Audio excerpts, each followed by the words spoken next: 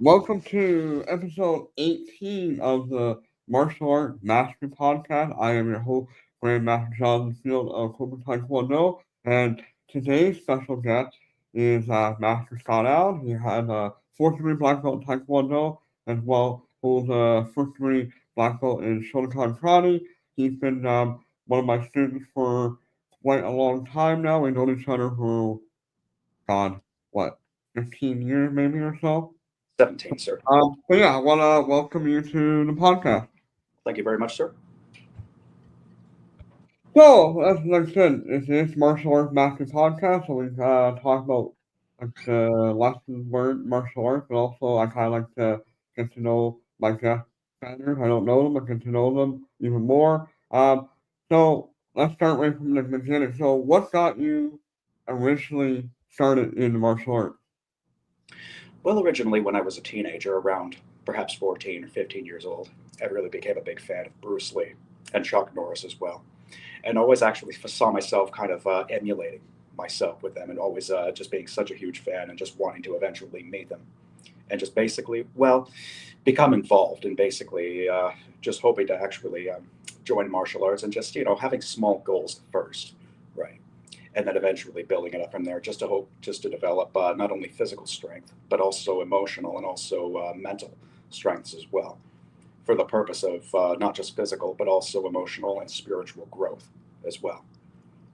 So when I first started in 2004, I tried to keep my goals very minimal at the time, but over time, as I became more and more involved and more compassionate about martial arts, then my dreams and ambitions began to grow from there. So you originally started in uh, karate, is that correct? Yes, sir. What style was that? So when I started in 2004, it was a style that originally came from the United Kingdom back in 1969 called Ishin Ryu. Mhm. So I started with that when I was 16 years old, and then went up until the summer of 2009, just not too long after my 21st birthday. And then that was, if I'm correct, that was being taught over at the Cobourg YMCA. Yes, sir.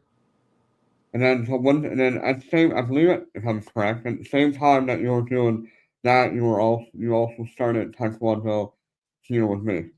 In January of 2008. Yes. So what made you want to try Taekwondo even though you're already studying karate? Well, at first, because I had started online courses with Lakehead University, and I always wanted to try something new. My mom was always, very keen on me, starting something new, meeting new friends, always having new hobbies and that sort of thing. And yes, initially at first, just wanted to keep things minimal. But then as time progressed, as I became more and more compassionate about Taekwondo, my interests and passions only grew from there to the point where I eventually wanted to continue training towards getting a black belt. And then eventually, I just loved it so much. And then eventually, over time, I just progressed further and further and further until eventually reaching my current rank, fourth degree. Now, before we popped on here, you had mentioned I asked you about the different black belts that you had. So you said you initially started in, you said or what was the original style again of karate? Ishiru? The original, it was called Ishinryu, and Okay, I yeah. ended And up. then you transitioned from that to getting a black belt in Shotokan karate, correct? Yes, sir. Which is originally the style that heavily influenced modern Taekwondo back in the 50s with Grandmaster Choi when the Japanese occupied Korea. And Yes, then you said now you also hold a brown belt in, was it Waterloo, you said? Goju, sir. Goju-ryu. Oh, gotcha. So now, so you studying three different styles of karate. Yes, sir. Um, what would you say the main difference between the three different systems? Well, one of the main differences is if you trace back their lineage, right? So Mhm. they all actually originated from different styles, right? And one of the main differences, or just very minor differences, if you look at Shotokan, mainly it's defined basically as its very low stances and very long techniques. And Mhm. versus if you look at Goju-ryu, By contrast, many of it is very much closer range combat, much shorter, much smaller techniques, essentially. But what I've actually noticed is they all have basically the same. They have many similarities when it comes to basically wanting to develop physical and emotional strengths as well. So that's what I've noticed. So I've noticed some very small, very basic differences, but overall, many of the lessons that I've learned from multiple styles remain relatively the same. Sure, like I've always said, martial arts in general, it's just martial arts is martial art, right? Whether it's Taekwondo, karate, jiu-jitsu, kempo, kickboxing, hapkido, kensho do, with the list go on, they all come from one source, I think, and we end up over the years, over decades and centuries, we kind of segregated them into different styles because we all had like it's all based on rules of that style, and we all became specialists of that style, that or those certain techniques or those certain strategies. Yeah, so you studied both Japanese style karate as well as Okinawan style karate. Yes, So sir. now, so if for a lot of people don't realize, the more it's the Japanese karate that tends to have the little bit wider stance, and the Okinawan style tend to have a little bit more narrow stances Yes, sir. in layman's terms. When you say that's a correct analogy, Sorry, sir. so when you say that if you look at Japanese versus Okinawan karate, in general, the Okinawan tend to have more narrow upright stance, Yes, sir. similar to like World Taekwondo, versus the Japanese karate tend to have a little bit wider stances, which would be very similar to the international Taekwondo. That's correct. Yes, sir.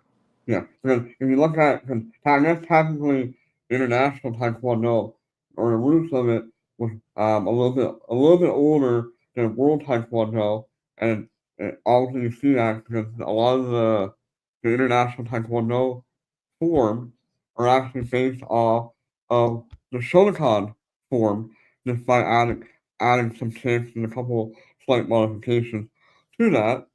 Yeah, Yeah. because So, sorry. yep. No, go ahead. Okay, so Grandmaster Choi originally started his black belt, his karate training over in Japan Mhm. during the 1930s. Yep.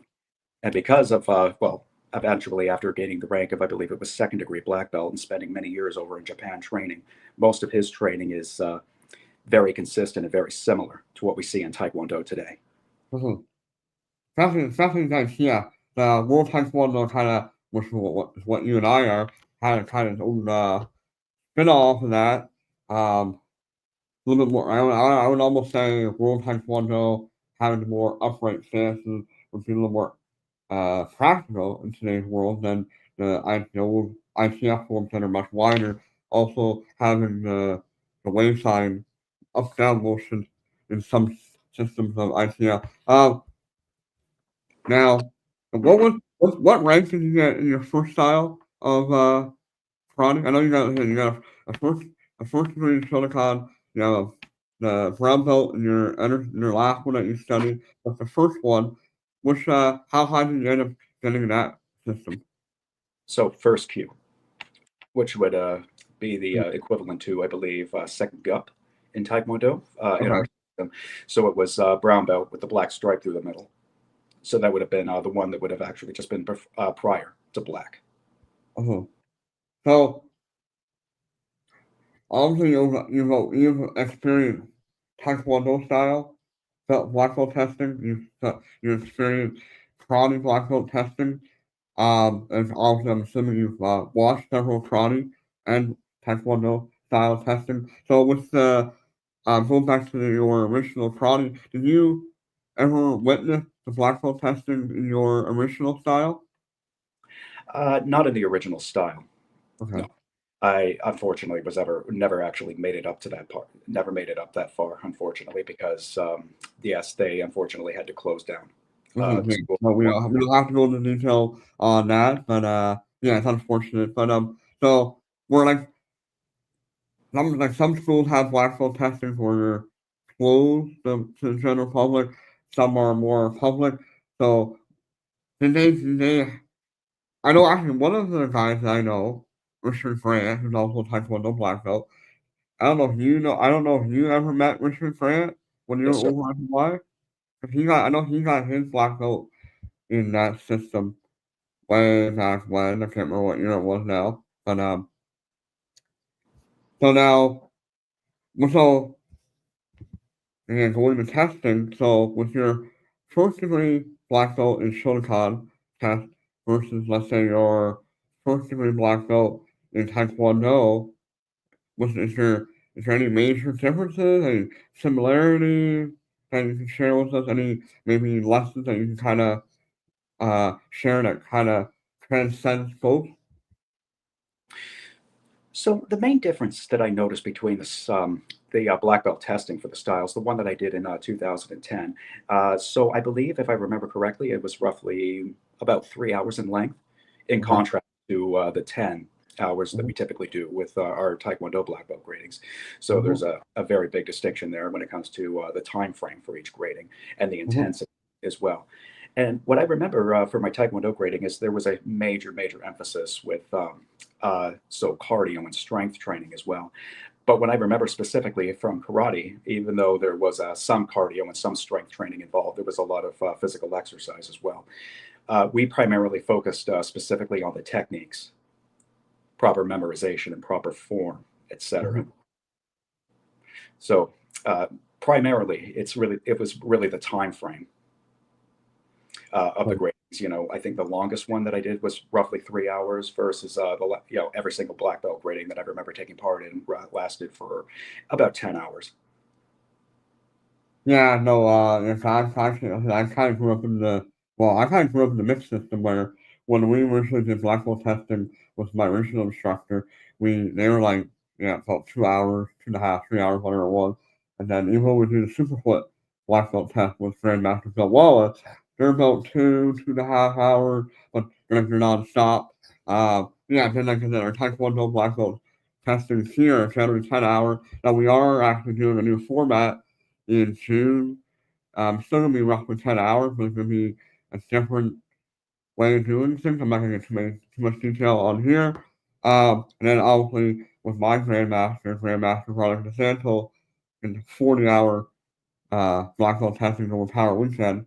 But no, yeah, that's the one thing I will say with I'm gonna say traditional testing is really heavily on memorization of all the curriculum, all the syllables. So if you have XML patterns or katas or pumses, you gotta make sure you're doing those, your one step, your self defense.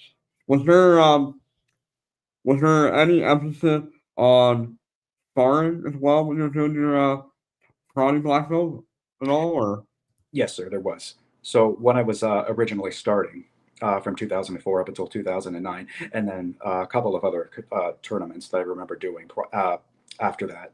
So there was actually a pretty heavy emphasis on sparring, uh, but it was never close contact. It was always okay. specifically no contact or very light contact, Mhm. versus the kind in Taekwondo that I became adjusted to, which was full contact.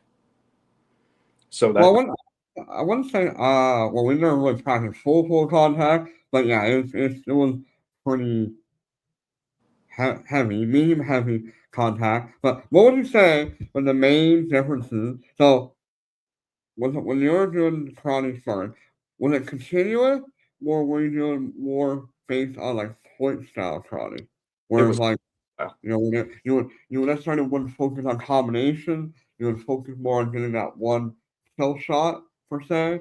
And then, like, what was your experience with that? So it was always a point system. Okay. Typically, every time somebody scored a point, then we would have to return to our corners momentarily until the Mhm, referee gave us permission to continue. mhm. That was actually, and then actually, when I don't know if I said sport karate or not. I know it's not sport karate. That would have been more, I think, the proper Japanese or Okinawan term would have been the kumite style Yes, of sir. sparring. Whereas North American, we have, sport style karate, which is more, or sports karate, which is a lot different than kumite. Because some people mix up the two. They look very similar. They're very similar objective of you're going in there for to get that 1 point before they break you off. But when you look at Kumite versus sports karate sparring or point sparring, there's a big difference in the technique itself. Like Kumite is more like the techniques are more effective. I think they're more power based, even though you're in control. Versus I would say sports karate sparring or point sparring in North America, the techniques may not always be the most effective, but I would say they're definitely of greater volume and greater speed though. Would you say that's a fair analogy if you kind of seen both? I'm sorry, can you repeat that last part, please? Mm-hmm. Mm. So the primary difference in kumite, like traditional kumite sparring, versus karate sports karate point sparring, is the kumite was more focused on cleaner technique, more power-based technique, but always under control. Versus sports karate, the techniques are maybe not as clean and are more meant for more speed, more like almost like you're playing a game of tap or tag. Would you have you know kind of noticed that? Yes, Seen sir. both? Yes, yes, I have, sir. So, when I was starting out in karate, started doing, sorry, when I was competing for the first time. Uh-huh. So, form, and proper control, right? Proper technique. They were always essential to actually scoring a good point because of if the technique, if it came across as just being too slow or if it was too sloppy, then they refused to count it as a point. So proper form, proper technique, proper speed, proper control, all of those factors were always taken into consideration. Versus, I would always distinctly remember, like we were going to Florida for the U.S. Open Championship. It was more of a sport-oriented kumite, sport-oriented combat. And I remember actually seeing the way that they were doing it and I remember seeing how they were doing it down there. And always actually just noticed that many of the factors that I had just described were absent, and Yeah. that for the most part, it was really just all about speed. Like there wasn't really too much of wasn't too much of an emphasis on form or control. Well, So I that's was why. like it's definitely control, but yeah, I know what you're saying. Where like if you're gonna do a reverse punch, you make contact and you bring that reverse punch back to where it started. Where maybe modern sports karate, you're blitzing and there's not really as much emphasis on rechambering the technique per That se. It's about just landing that point. That's all that really matters more than anything else. So. that's Yeah, correct. I Yes. know.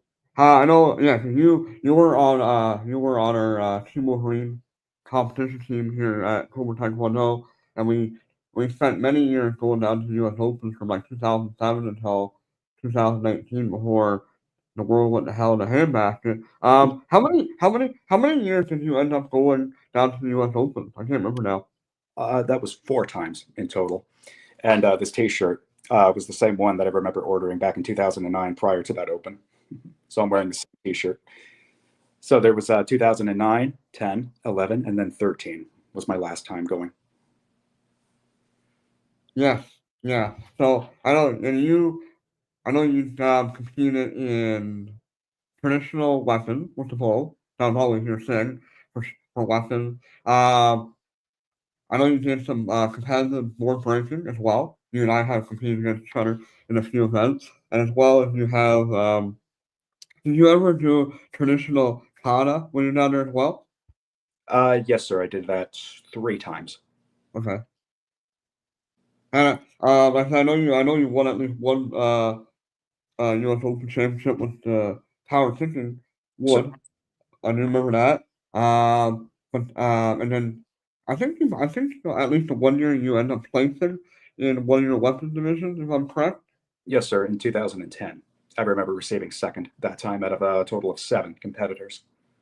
Which is actually pretty impressive because for people Thank that you. really don't know, the U.S. Open is like one of the largest martial art tournaments in the world. And when we were going back then, it was 40 something countries represented at the U.S. Open. And then North America is probably one of the more competitive areas in the world for sports martial art. So like these guys that are competing in North America, you know, they're good. Like especially if you look at today, like 2025, like some of these kids, when I say kids, I'm talking about like teenagers and young adults, they're like the stuff they're doing is phenomenal and so far advanced compared to like what we were doing 12, 13 years ago or more. Like it's incredible how the sport has evolved, some of it for the better and some of it for the worse, probably, depending on your opinion. But martial arts is always evolving. Um, Actually, I just went back to the U.S. Open last July for 2024 after about 5 years, about 4 years being off because of the pandemic and just not being able to go. But yeah, it was different, even though it's a couple of years now away to see the evolution of the martial art. It's incredible. It really is. But Yes. well, like I was alluding to earlier, you seem to have favored the bow with your weapon of choice. What was it that drew you to the bow versus maybe some of the other martial art weapons? Well, there was no particular reason, sir. I remember, I believe it was in the summer of 2008 that I decided to come to the first weapons class, and that's essentially the very standard weapon that many beginner students start off with. And so, well, after my first class, practicing very casually with the bow, my interest only grew from there to the point where I honestly felt that the bow staff almost became a part of me, if that makes any sense. Well, yeah, no, I mean, if you're any good weapon is nothing more than an extension of your limbs. So, yeah, that is for most martial arts students that do learn weapons. Lessons like Filipino martial arts is the bow that tends to be your introductory to weapons. It's also a very practical weapon. You can use almost anything as a bow, right? A broom handle, a long stick, a long pipe, you name it. You can turn almost anything into a bow. Um, Now, I know kind of lost my train of thought there. It must be Friday. Um, so let's talk about the Taekwondo style testing. So our school we go for black belt or shodan bow before we do first degree, second degree, third degree, fourth degree, etc. When you did Shotokan karate, now did you go from whatever first cue right to first degree black, or was there like a black belt that didn't have a degree before going to that, or how did that transition? So immediately, it went to, immediately to Shodan, first degree black. Mhm. Yeah, there's really no right or wrong. Some systems go right to first degree, some have your probationary black or shodan bow. Just every system's a little bit different. Like I said here, we do our shodan bow, then first degree, second degree, third degree, fourth degree, etc. Now, when you did when you did your first black belt here, what were some of the challenges that you faced, and what were some of the things that you felt you had to do to overcome those challenges? Well, when I first did my black belt grading in 2011, essentially I felt, well, I was in the same environment, but just with a far more emphasis on the intensity, a far more emphasis on, well, you are never going to be handed anything, you will be earning it. Right. And so, well, that was the first time that I had ever done a testing that lasted as long as it did. So, in preparation for that, I essentially just tried to, well, have the mentality, just have the attitude of basically trying to take it just one step at a time and basically not trying to get too overwhelmed by always looking at the bigger picture, just breaking everything down, deconstructing every single aspect, right? And then just focusing on that one particular aspect at a time and just trying your best to make it, just trying to make that particular aspect. So if it was, say, sparring, or if it was cardio, or if it was, say, pumse or breaking, when I'm in that moment, when I'm actually doing like sparring or when I'm doing forms, I'm not thinking about anything else.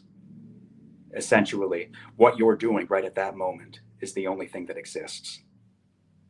So there is no, there is no sparring, there is no breaking until it comes naturally. So in essence, and I think a lot of people do this, we always look for what's next or what's coming, and your mind starts wandering to that instead of focusing on, okay, we're doing swim stay right now. That's all my mind's on. Okay, now we're doing sparring, and this is all I should be doing. And you're giving 110% focus and your energy on that. You're not saving yourself for what potentially could come. Because if you look at it from a self defense standpoint, your mentality has to be at that moment. I have to do everything in my power to focus on what I'm doing now to survive and create escape opportunity to survive whatever situation I'm in.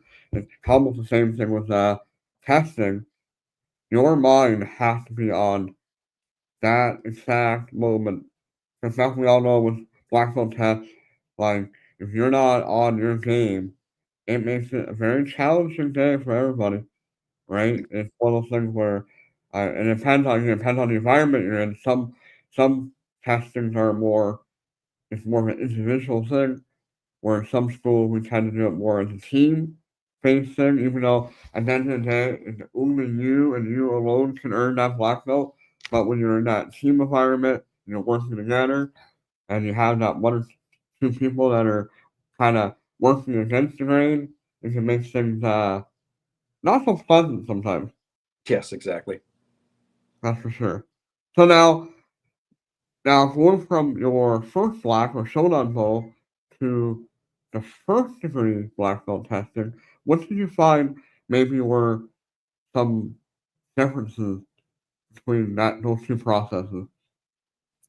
So when I went for my next black belt test, first degree in 2013, I felt, well, like I was more adjusted to the very intense level of training that we typically do over at Cobourg Taekwondo. I just, well, because I felt at that time that because I was going for a higher rank, that the stakes were a lot higher this time. And so I placed, well, I took everything far more.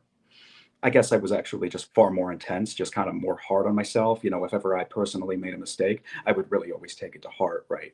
And I would always dwell on these sort of things. Unfortunately, being obsessive compulsive is, yes, that's what people with obsessive compulsive disorder always do. You know, if ever we make a mistake, you know, it's always actually hard to get out of that mindset because we're just so fixated on that one thing going wrong. And even though I think actually I was well prepared. At the same time, I just had a much difficult time transitioning because I knew that the stakes were a lot higher. But yeah, no, I definitely will say you've always been known for your intensity as far as focus. So when you're like working your film set or when you're working your sparring, like you are 100% there, and it's you know it's really nice as an instructor to see students that have that kind of focus when they're doing it. So that's something I think that's only a positive, in my opinion. Now going from first degree to second degree, I'm gonna kind of ask you the same thing because each belt level there's something different. Every belt test, every belt level that you earn, there's personal evolution that you go through. So between first and second, what would you say is the difference was in your training or your preparation or even your attitude going into it? So from what I remember best in 2015 through to 16, I believe personally I had a much more pleasant experience because I found that I was a lot more relaxed and far more confident in my abilities and my strengths. And so when I was, you know, I had far more of a leadership sort of role. So basically, I went in there with a fresh new perspective. I was far more relaxed at that time and just trying to think to myself, well, you know what? It's all a journey, and that's what counts, not the destination. So I went in there basically with more of a leadership role. So not only just to, well, help myself grow, but also I remember, I don't really quite remember how many people were testing that year, but essentially my attitude going into it was that it's not just about my progress or my achievements in the end. It's about all of theirs. And my purpose here, as well, I progress farther up the ranks, is to look to the newer generation and try to assist them in their progress in their growth and their achievements.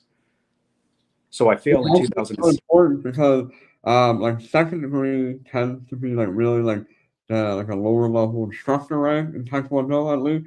So yeah, so there's definitely that leadership aspect, and then with that confidence, so that's a huge thing in martial arts. The more you do something, the better you get at something. You become more proficient and proficient as well as efficient in your movement and your ability to learn new things at a quicker rate because you have the fundamental down a lot better.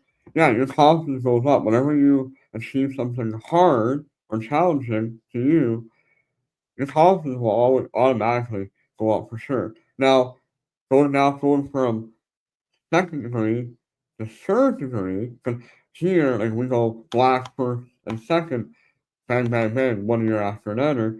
And going from a second degree to third degree under the Korean system, there's a 2 year wait period. So now, did you find was there any difference in the time frame that so you had 2 years to prepare for your next belt? Did that 2 years make a difference in anything? Or was it kind of just the same as the previous years, only longer, or what would you say? I think overall it remained roughly the same. I believe so. Even though I understand that I'm going for a higher rank, and so my responsibilities and my the stakes are going to be higher at this point. But because I had already done it 3 times prior, I gradually became more and more confident in in succeeding and helping others to succeed as well. So over time, even though I understood that the stakes were going to be higher this time, and I did indeed feel the pressure at that time always, and again, going back to obsessiveness and always actually thinking and always having like this kind of worst case scenario kind of mentality in your mind, like, well, what if this happens, or what if that happens, what if I make a huge mistake, or what if I fail? But it's, well, at this point you realize that you've worked this hard and that you've already made it this far, right? And at that point, that's already in itself something to be proud of. And just basically at this point, just trying to ignore all the negative aspects that typically come with it, and just by essentially just trying to be in the moment and just trying to make it count.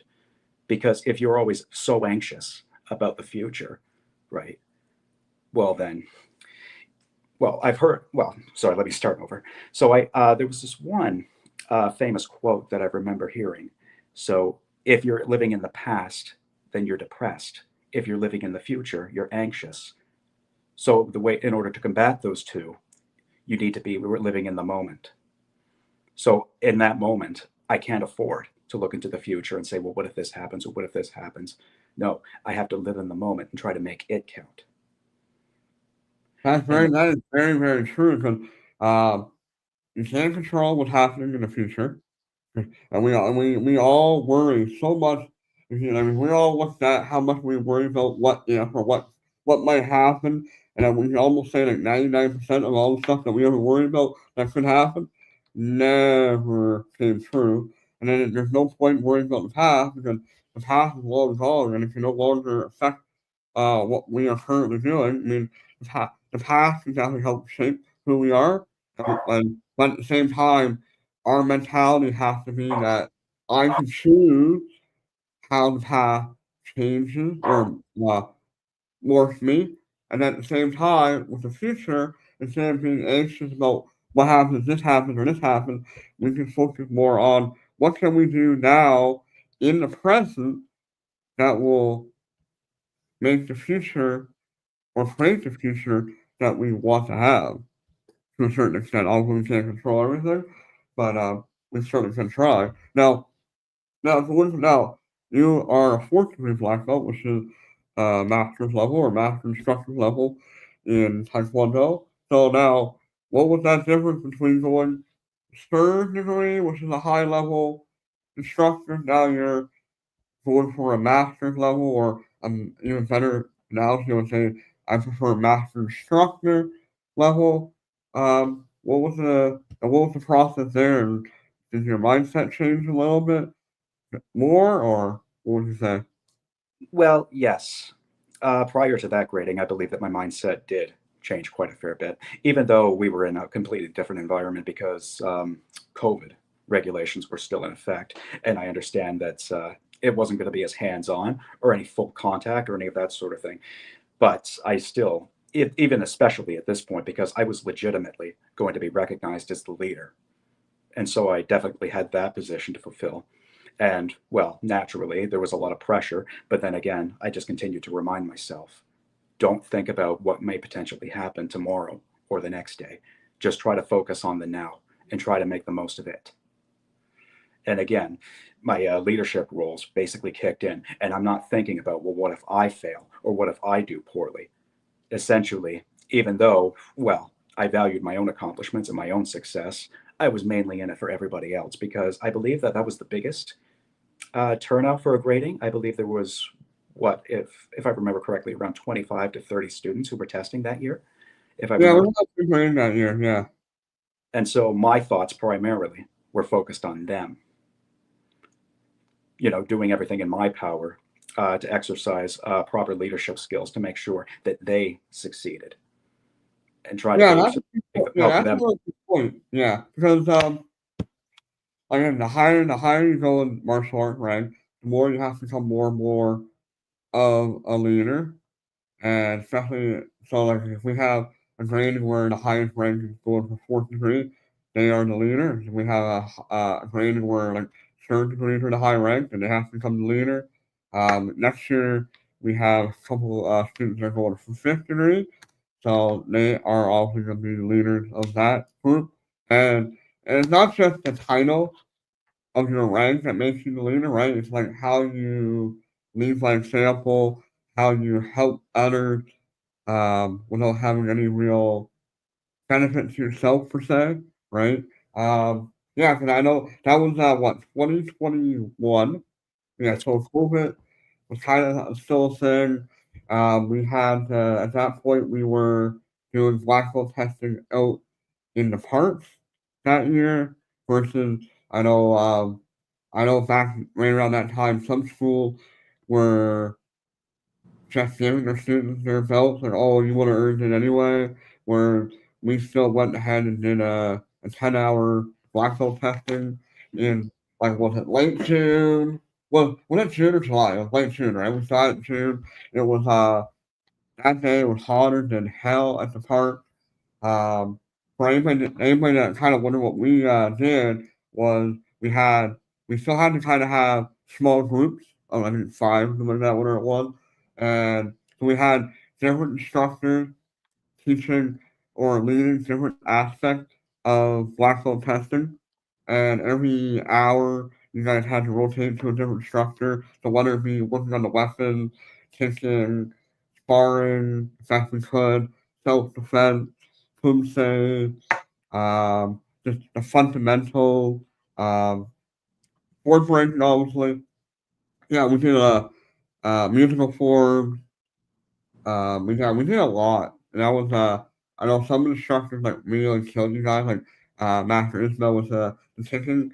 We ended up taking all the Wave Master heavy bags and taking them to the local park, and so we tried to give you guys as much of a normal training as we could versus what the world was going through still at that kind of that time. I know the year before we ended up doing black belt testing over 2 weekends, doing 2.5 hour shift for a group out in the parking lot, and late July or late June in the parking lot up here, it's hotter than hell doing stuff on asphalt and stuff, right? But no, I think um, the black belts that kind of had to go through the 2020 grading, the 2021, where we did a lot of it was virtual, right? We also had some in person classes where we were allowed to, but then also having to do a lot of the curriculum virtually, and then be able to present that in front of your instructors live after spending so much time doing it online. That in itself was a challenge that really martial arts should never have to go through that kind of challenge because we're so used to the physicality of what we do and feeding off everybody's energy. And then I know as an instructor, the challenge of teaching online and not having that energy that you get normally from the classes, that was that was a challenging thing. But so speaking of that, then like when you, so obviously you were training, we were doing a lot of Facebook Live stuff. We had some video stuff. How did you find training, basically just by yourself online? How did you find that? Like were you okay with it? Did you find out it was like a lot harder to learn that way? Was it mentally draining, not as exciting, or you know? Well, I still found it was just as challenging. The only real difference was that I was just in a different environment. Like, for one practical example, when we were doing the team building and the midterms, it was, I believe, in January of 2021. Like, Mhm. even though I was home the whole time and basically an environment that I was perfectly comfortable with, I still found that because of the training that we were doing, I still think that it was equally as challenging, just in a different environment. That I was, yes, I just felt that I was actually in an environment I was comfortable with, but although the intensity was still the same. Yeah, I remember that midterm. We basically did it online via Zoom or whatever we were doing there, and we had different mentors, had 3 or 4 candidates for camera or whatever, and they were like having you guys perform certain things, and they had to kind of mark them and let you guys know what you were doing earlier or afterwards. It was definitely different, that's for sure. I, but you know what, but like I look at it. Like, and that's how some of the old instructors kind of did it, though. Obviously, they didn't have technology, but like you hear stories all the time of some of the old masters that would go up in the mountains for months or years by themselves in isolation and train. They become phenomenal martial artists just training on their own. So it was really more a mentality. I think for some people, they took that challenge of kind of training on their own, and they got through it, became really great martial artists, and other people kind of used it as an excuse not to be as good as what they could have been. I kind of think the whole world at some point kind of fell into that trap where everybody was working from home, and then they kind of got, I don't know, lazier. I don't want to use the word lazy, but their customer service was not as great after a while, and people were kind of just got used to kind of mediocre performance versus high performance. Where reality was, this could have been an opportunity for us all to really take this opportunity to uh, improve ourselves at a higher level. Because there was less distraction in the world because you weren't going anywhere. So we could have been a lot more focused. But I think we end up being, for some of us, end up being more distracted in essence. I think that when you say that's a fair statement as well, or Yes, I do believe it is a fair statement, especially since, well, I can empathize. Like, I understand honestly how it can feel to actually, dig yourself into that hole and have that special, that kind of a mentality, you know.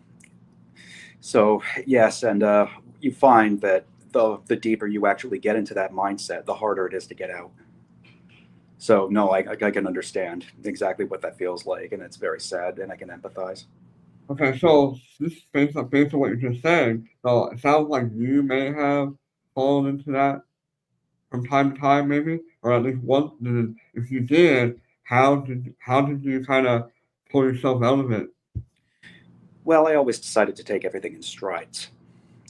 I've always, running is also something that actually ties into my martial arts training because it takes a lot of dedication and determination to finally get off the couch and start moving. And one of these quotes that I remember that I hear rather frequently is, "You don't have to go fast. You just have to go." Hmm. So you don't constantly have to be the best, but you should take all the strides and do everything in your power to be your best. Well, like I So say, martial arts is a marathon, not a sprint, right? exactly, If you're going to study martial arts to truly study it or truly understand it and learn it and internalize it, it takes many years. Like most of us will say, a black belt, you're just starting to scratch the surface of what martial arts is really about. Like exactly. and I always say, like when you get a master's level, whether that's a fourth or fifth degree, depending on the style, a master's level martial art, you're really only a master per se at the fundamental, and you're just starting to really grasp the more advanced techniques and strategies and concepts and mythologies, whatever. We're starting to grasp that. Like I've actually always said that even though maybe you have the title of master or grandmaster or master instructor, whatever, or Sifu or Dai Sifu or Quantum, Salbonim, etc., those are merely titles. I think it's really hard to truly become a master of martial arts. Maybe you become a master of one small element of it, but to really master all of it, I don't think we have enough lifetime to truly say we've done that. Exactly. And then like I know you I said long time known you or quite a while anyway. Yeah, you've always been a runner, whether you were trained for black belt testing or when we did the relay for life at St. Mary's that one year. Uh, if I'm correct, did you not run the whole night? That whole Well, 12 for the most part, I really tried to, but because there were so many participants there who were on the track at the same time, that became exceedingly difficult. hours? But I definitely, I did try my best to run the whole time, depending on how much space that I had to do so. That and that year there was downpour, there was a lot of rain off and on that year as well, and cold and damp and but Well, you've done quite a few different like half marathons or like 5, 10K type thing. You seem to do at least a couple of those a year if I'm watching your social media correctly. yes, sir. So what is it about running that you enjoy? Like I can run. Like I can go out and do a half marathon. I think I did that half marathon world record where I did a half marathon plus board breaking at the same time. But I'm not necessarily a fan of running per se. I just don't like it. I mean, I'd rather shadow box for an hour. But what is it for you that you just seem to really enjoy running? Well, originally, when I ran my first 10 kilometers in Toronto, just before the 2008 Summer Olympic Games, I just felt that it was something that I felt that I was good at, something that I felt really gave me a sense of purpose, essentially.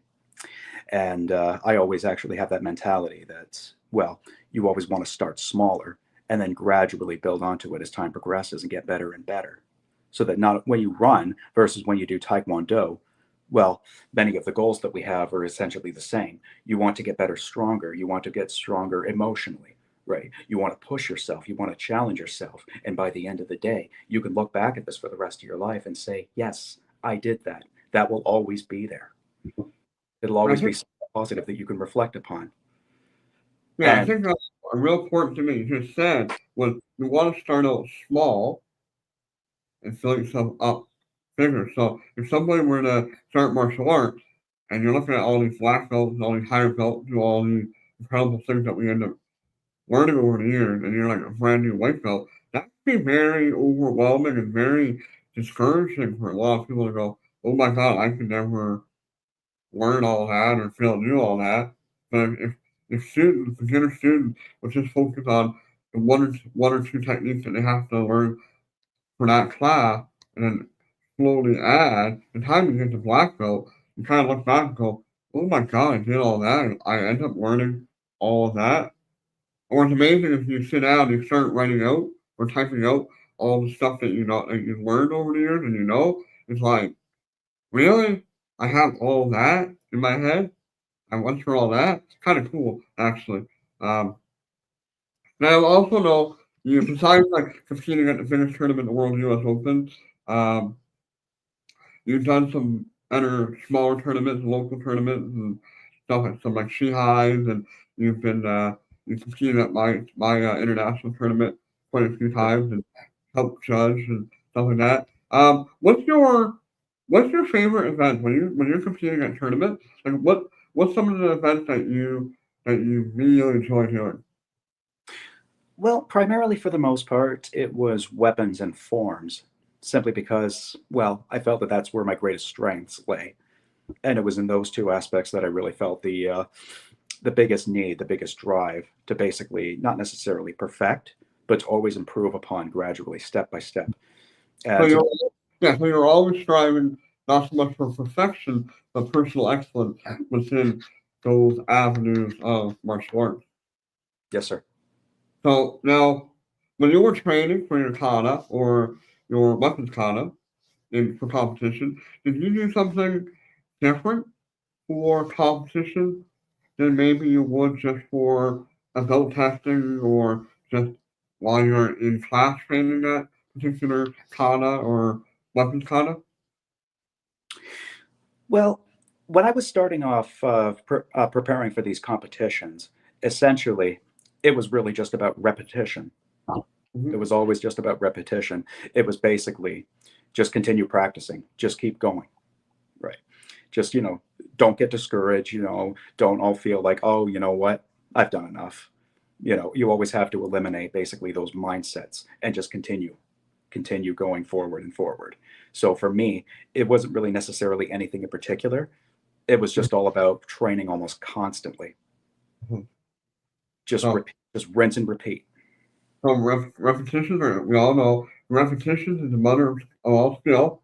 So repetitions are extremely important to get your reps in, but also be consistent with your training, but also consistent within your reps, meaning you don't necessarily want to have a few good ones and a couple bad ones, because those bad ones will actually affect you more than the good ones will, unfortunately. That's the difference between positive and negative. Negative tends to weigh down more on you than the positive stuff get done, both physically and mentally. But then as you kind of progress the competition, would you say that your mindset changed a little bit more? That maybe you were more focused on perfecting certain techniques or sequences, or was it more for you? You just still kind of had the gentle verses.